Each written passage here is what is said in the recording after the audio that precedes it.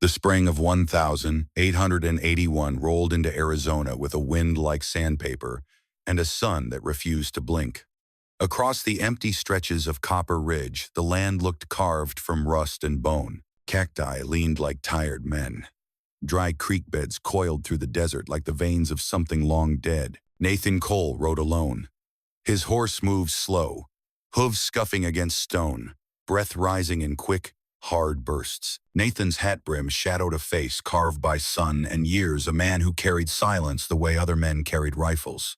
He had once been a soldier, then a husband, then neither. The wind brought him the sound first, not the cry of an animal, not the shift of rock.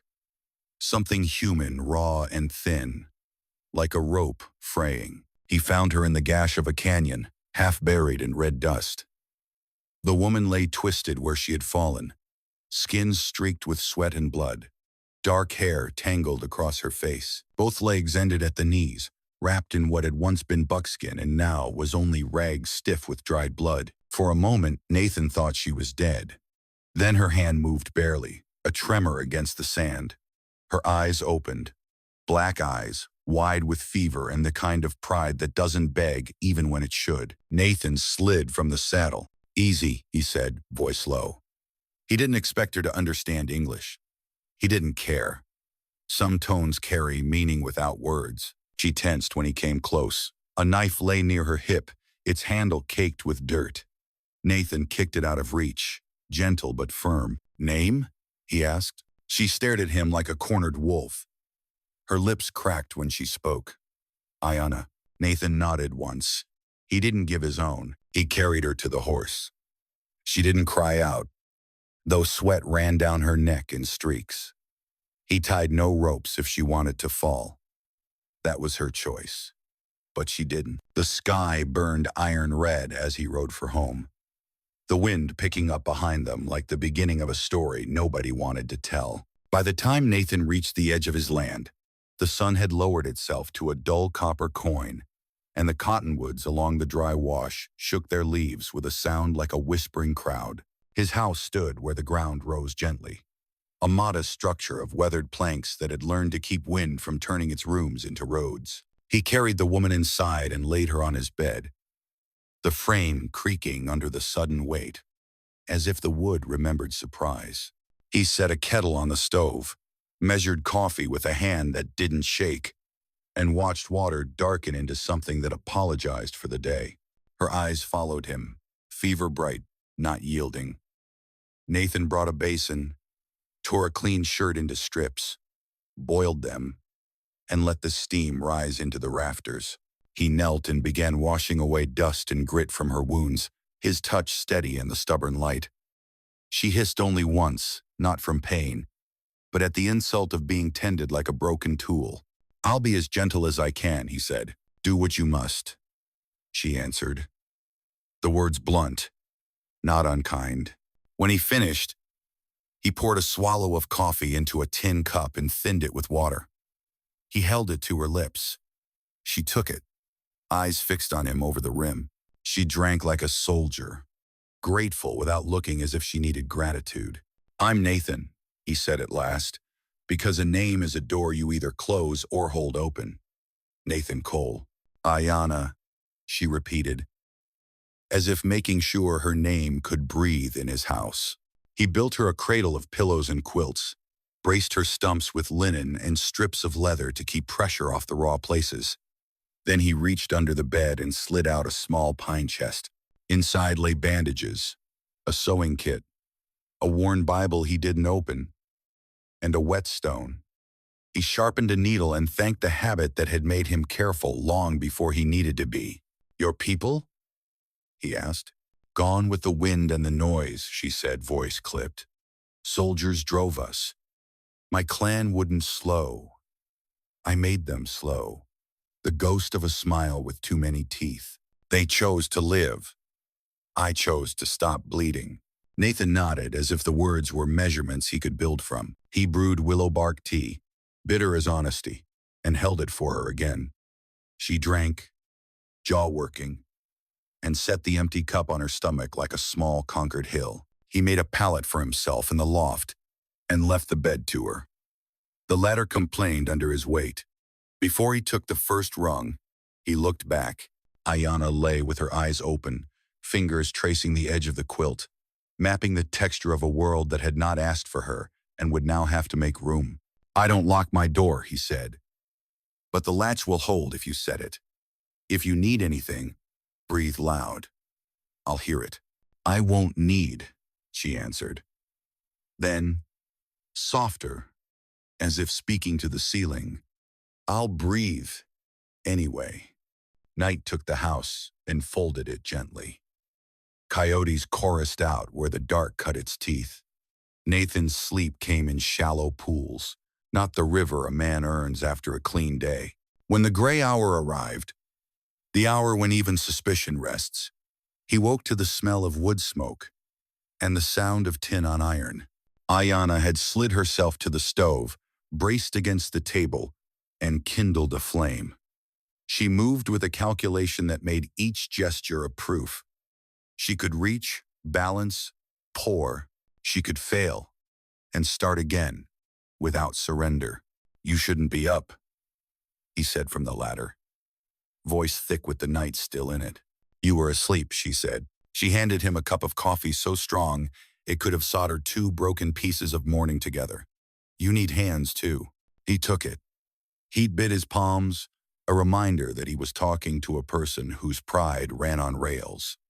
"We can build you wheels," he said. "Wheels?" One eyebrow lifted like a question you might want to be asked twice. "A chair with sense," he said. "Wood and iron. A board that doesn't argue. I've got scraps, a spare rim, axles.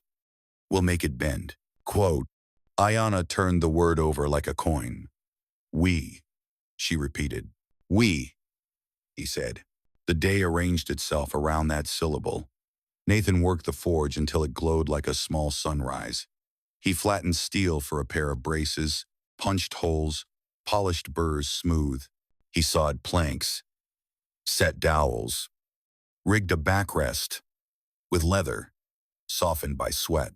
He built the wheels from a scavenged cart rim and a ring of hickory he coaxed into a circle with heat and patience and curses he didn't use often. Aiyana sanded the edges till they remembered kindness, braided strips of cloth into padding, and taught the chair to turn under her hands.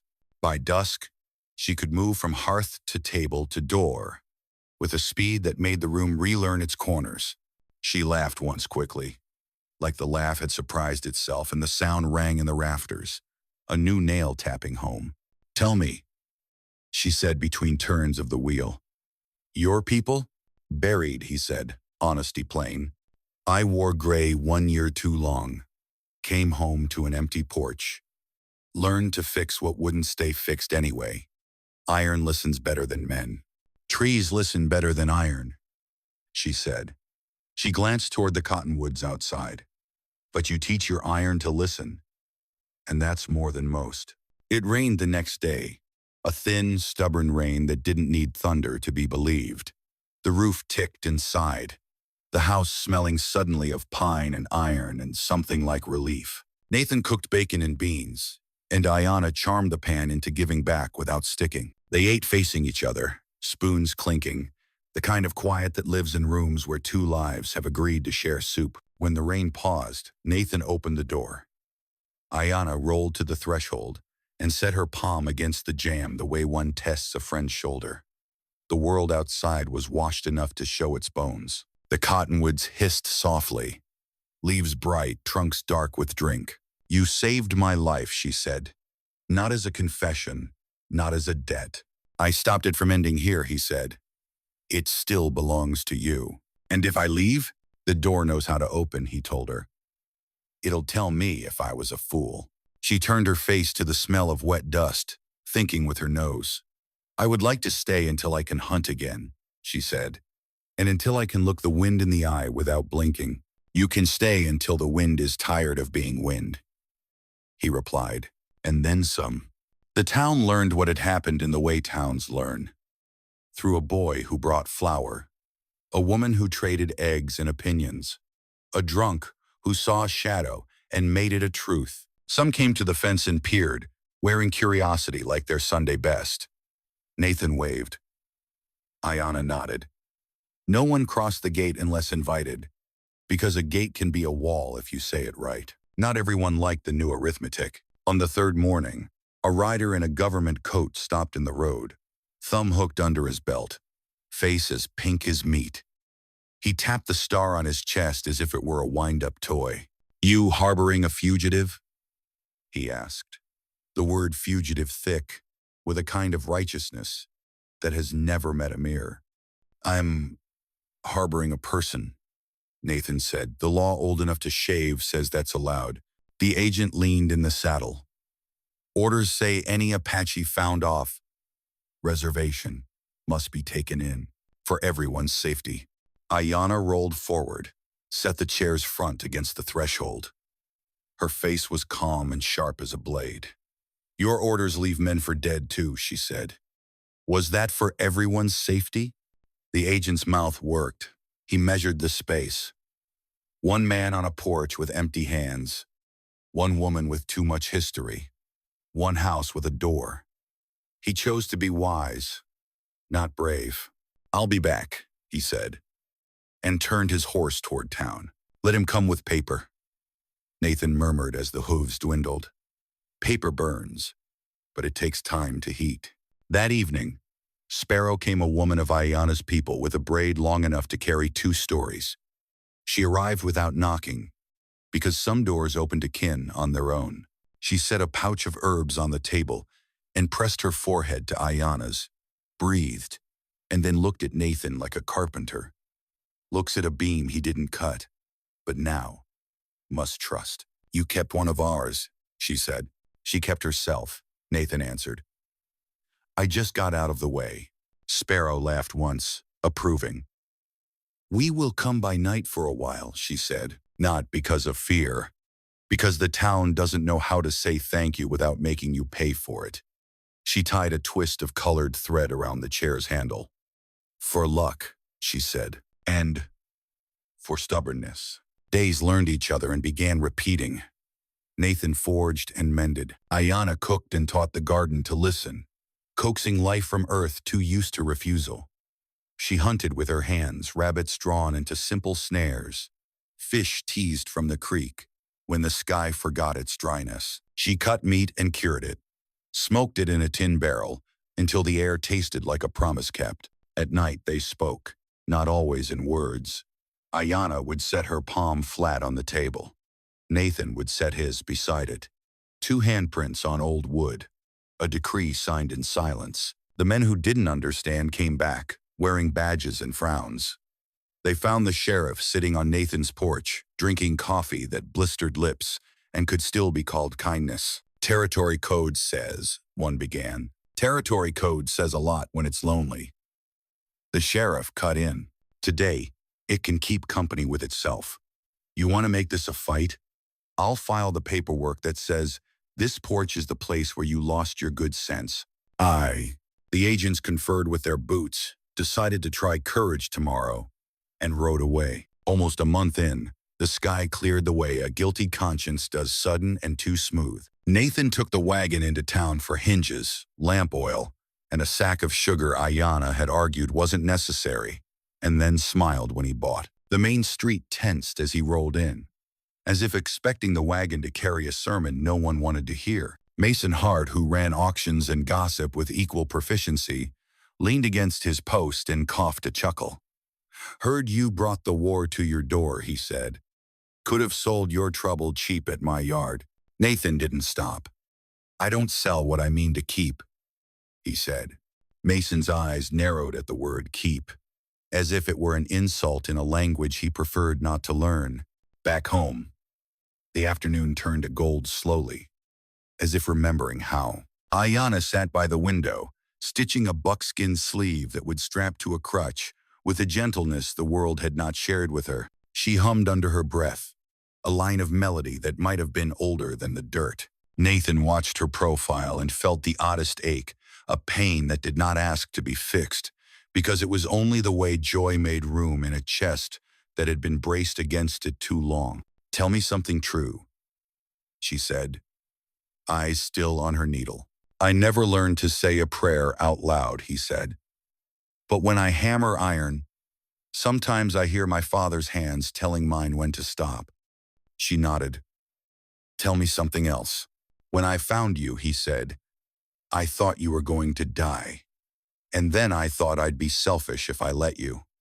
I made room in my house because I didn't know how to make room in my head. Aiyana's needle paused. And now? Now. The house is too small, he said quietly, for everything I want to keep in it. And her smile barely showed, but it reached her eyes and stayed. We will stretch it, she said. Houses can be taught. That night, lightning crawled along the far ridge without speaking. Nathan stood in the doorway, watching it practice. Aiyana rolled up beside him and set the chair's wheel against his boot. Metal touched leather. A pact. Storm coming, he said. They always are, she answered. We'll set our shoulders and teach it our names. Quote, the storm that arrived the next day was not the one in the sky. It came on the sound of 6 horses and the rattle of tack. 3 wore company coats. 2 were hired shadows with rifles.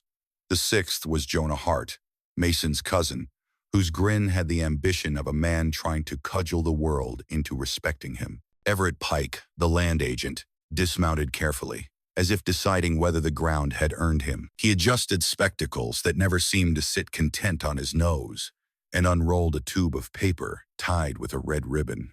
Mr. Cole, he called pleasantly. Miss Aiyana. He stumbled gently on the name and recovered.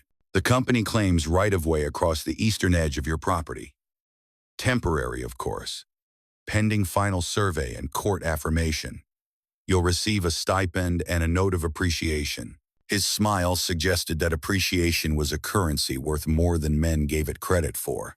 Nathan stepped down from the porch. He didn't glance at the rifles. He glanced at Aiyana in the doorway.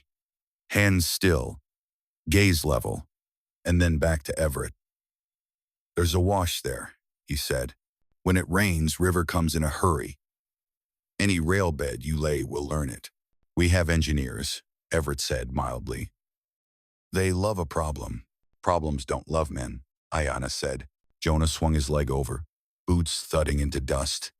We'll be quick, he announced. Stakes in, flags up. Move your fence 2 lengths west. No one loses sleep. We do, Nathan said.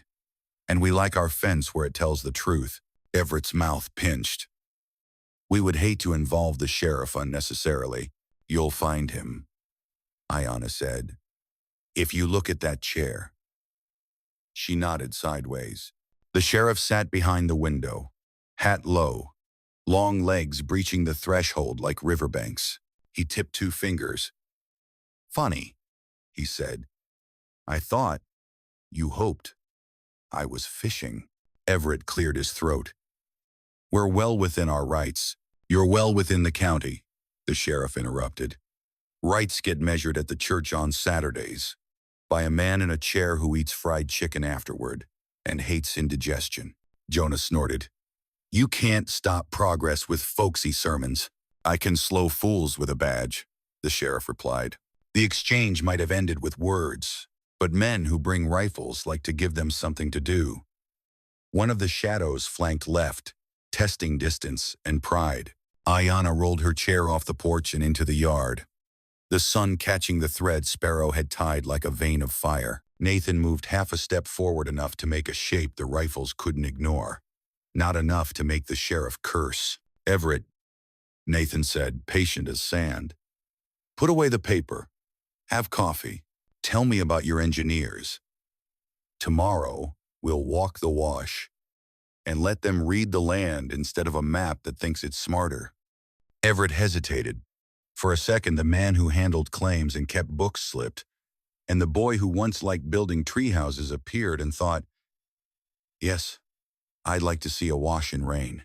Then he remembered his ribbon and tied his face back to it. Tomorrow, he conceded, folding the document. No stakes today. Jonah's jaw clicked. You go soft. You get stepped on, he said to Everett. then pulled his horse around so hard the animal's mouth bled resentment. They left a coil of dust that tried to be a curtain and failed. When the world settled, Aiyana exhaled. Nathan turned to the sheriff. "Thank you," he said. "Don't thank me," the sheriff replied, standing. "Thank the part of Everett that still likes stories better than orders. Feed that part. Make sure it survives his job." He tapped the brim of his hat with 2 fingers and went to sit on someone else's porch until trouble remembered it had rounds to make. That night, they ate stew rich enough to make sleep heavier. After, Nathan took the harmonica from the shelf and slipped a ribbon of breath through it, a tune without a name that would not embarrass itself trying to have one. Aiyana closed her eyes. Her fingers found a rhythm on the chair's arm thumb, knuckle, nail so soft, it was more idea than sound. "Tomorrow," she said. "Tomorrow," he echoed. Tomorrow came wearing boots and carrying rolled linen. Everett returned with 2 engineers whose faces had not yet grown the expression of men who always win. He listened when Nathan pointed at the bend in the wash and said, "Here the bank gives way. Here the water takes the shortest path. Here the silt collects like lies." He nodded when Aiyana pressed her hand to the cottonwood and told the engineers what the tree had watched and remembered 2 winters that broke branches. A summer where the wind made dust stand like a wall, the sound the ground makes when it's too tired to hold men. In the end, Everett surprised himself. "We can bend," he said reluctantly. 200 feet north, cut half a mile east, rejoin past the rise. It cost the company more ties and more patience. "Ah, patience is cheaper than rebuilding," Nathan said. Everett looked at him and almost smiled. "You'd think so," he said. "I'll write it up." Jonah didn't come back for that conversation. He came back at night with men who didn't talk. They came quiet, like the beginning of fever. Aiyana woke to the wrong grain in the floorboards, the way a house listens to feet it doesn't know. "Nathan," she whispered. He was already off the pallet, breath measured, hand on the old revolver he had promised himself to leave in the chest. He didn't take it out. He took the shotgun instead, the one that spoke of distance and discretion. He moved to the door and paused, not because he feared because fear is loud, but because he wanted to hear where the trouble had decided to stand. 3 shapes, yard left, near the cottonwoods, 1 by the corner of the shed, 1 in the wash. Nathan saw what they had come to do. Burn the shed, spook the horse, shoot the bell off the porch. Because shooting bells pleased small minds, Aiyana rolled to the table and lifted Sparrow's pouch. She spilled powdered charcoal onto her fingers, marked 2 lines down her cheeks, drew a stripe along the chair's handle. "We'll be smoke tonight," she said softly. "Not flame." Nathan opened the door with a quiet time had taught him and stepped onto the porch. "Evening," he said. Silence, then a voice too casual. "Just looking for the road." Got turned around. "Road's over there," Nathan said. "And the part of you that thinks you're a joke is over there with it." The washman fired first. A quick, nervous shot that chewed splinters from the porch post. Nathan answered with both barrels into the dark, aimed wide. Loud enough to make men remember they liked their hearing. Aiyana flung the clay bell into the yard. It struck a rock and rang once, clear and wild. The cottonwoods took that sound and shook it through their leaves as if help could be called by music. Help came in the shape of the sheriff, who had learned to keep a horse half-saddled for evenings like this, and Sparrow, who stood in the road holding a lantern high, light painting her features into myth. Behind them, 3 town men who had been boys together with Nathan, who had fought and failed and learned not to like bullies, hurried up with shovels and the kind of courage you only borrow for an hour. Shots traded across the yard, not many, but enough to be remembered. One of Jonah's men shouted a curse that hit like a stone and then went quiet. Another stumbled into the wash and found stones eager to teach him lessons. Jonah himself fired at the bell and missed, because bells deserve that mercy, and then fired again, because some men can't tell when grace has covered them. The sheriff's pistol spoke once. Jonah's hat flew, and with it the last of his pretense. "Done," the sheriff said into the space where time had stopped. "Or we count 3, and one of you forgets what your face used to look like." "Done, then." The men fled, carrying their noise away. Quiet clambered back onto the porch and sat, panting. Nathan lowered the shotgun. Aiyana rolled forward and picked up the bell with both hands. It had a crack down one side now, a thin, dark line like a wrinkle from an old smile. "Still sings," she said. "Some songs are better cracked," Nathan answered. They did not sleep after.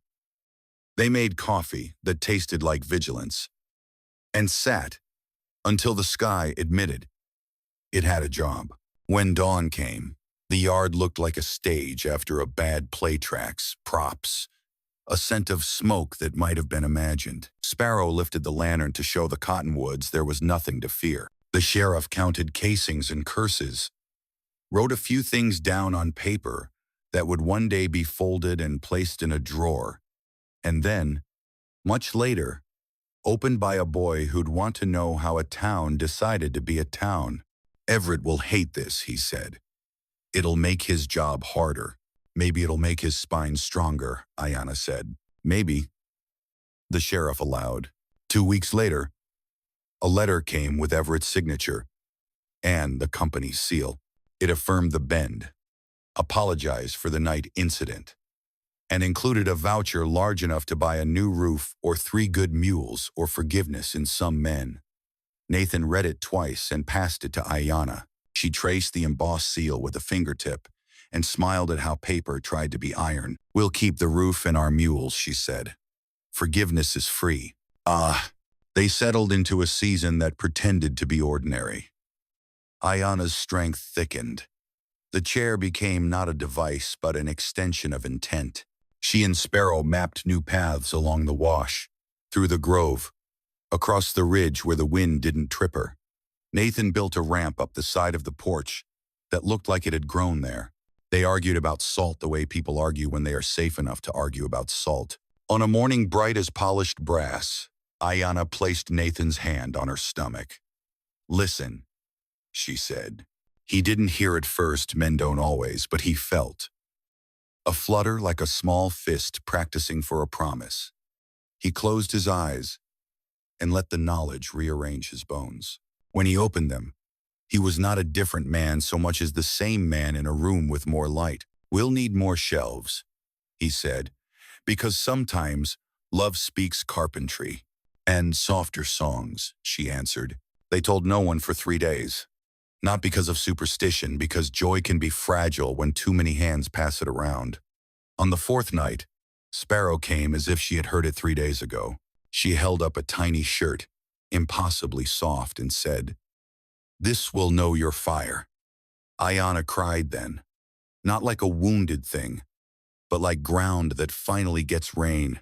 The town changed its mind a little at a time. Mason Hart learned to nod without spitting side remarks, which is a skill men should come to earlier than they do. The preacher brought a book with pages for births and set it on the table like a man who knows how to ask a house to keep something on behalf of the world. Jonas delivered sugar with a discount he didn't explain, and a pie he pretended had been a mistake. Bad men still moved along the far road. The world does not retire from meanness just because a single house made better rules. But they gave the yard a wide berth, partly for the sheriff, partly for the bell, partly for the way stories grow teeth when a town feeds them truth. On the day the first cold edged the air and made breath visible, Nathan wheeled Aiyana out under the cottonwoods. The leaves had thinned, letting the light fall in coins. He knelt to tighten a bolt on the chair's axle. She tipped her head back and watched a hawk make geometry out of hunger. The house behind them stood still, listening like an old dog. "I used to think the only way to live was to keep moving," she said. "If I stopped, the world would find me and take what I had." "We stopped," Nathan said. "And the world found us," she replied. "But it didn't take." "No," he said. His hand brushed her jaw. thumb memorizing a line he planned to follow for a long time. It didn't. A shadow fell across the yard. They both looked up. On the ridge stood a rider in a long coat. Hat pulled low, horse dark against the pale sky. He didn't move, and in not moving, he became every question a horizon can ask. Nathan stood slowly. Aiyana set her palm to the chair's wheel, not in fear, in readiness. Do you know him? She asked. No, Nathan said. But he knows us. Or he will. He lifted a hand the measure of a greeting, just enough to set the terms. We see you. We'll talk when the ground is even. The rider tipped his hat. Then he turned his horse and disappeared down the far side of the ridge, as if the land had been saving him a door.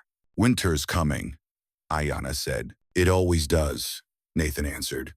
We'll keep the fire. They went inside before the light lost courage. Nathan poured coffee and sweetened it twice.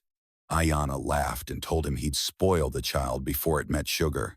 He said spoiling is what the West had been missing, and that they would supply it in careful amounts. They ate stew that had learned patience and bread that didn't apologize for its crust.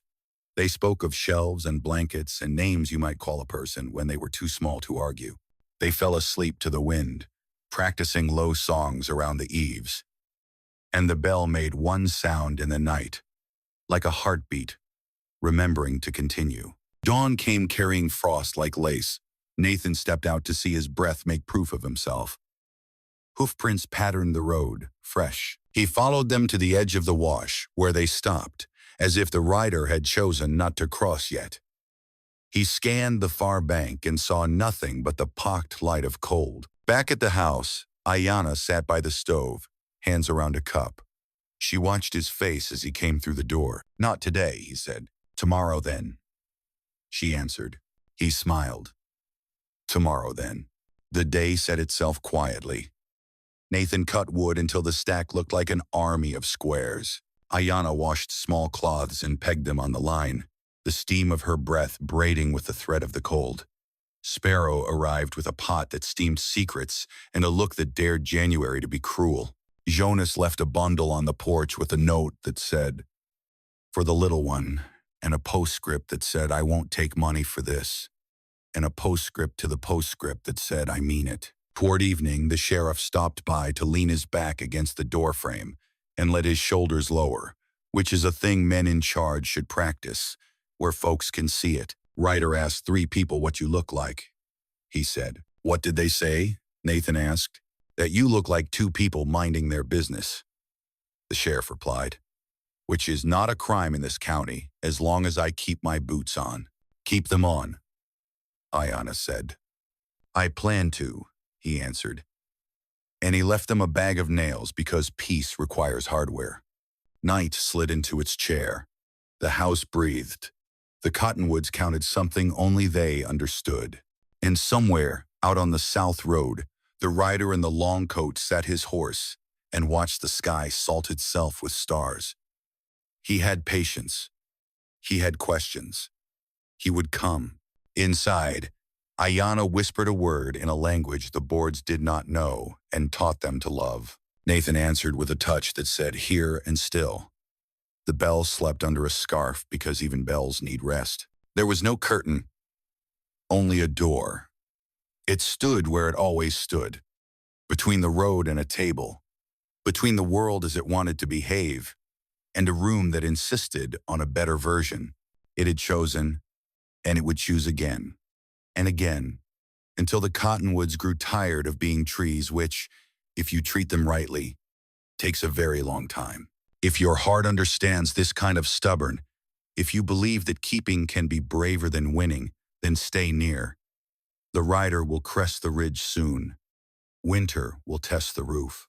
The coffee will apologize and then get poured anyway. And the story will not end, because out here, endings are just rest stops, where you check your cinch, nod at your partner, and tell the horizon you haven't forgotten its name.